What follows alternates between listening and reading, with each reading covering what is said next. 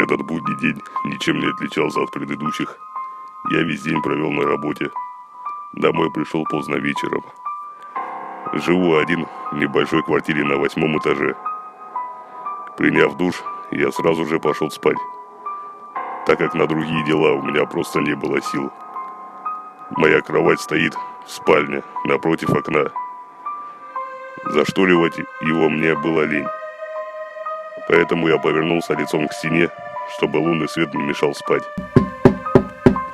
Проснулся от какого-то странного стука.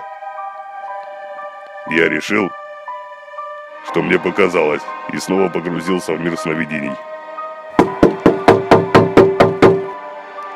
Но буквально через несколько минут стук повторился.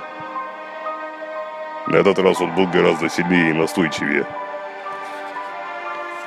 И я подумал, какого хера кто-то стучит в мое окно на 8-м этаже? Тем временем стуки продолжались. Кто-то долбит в мое окно уже целый час. Я не выдержал и обернулся.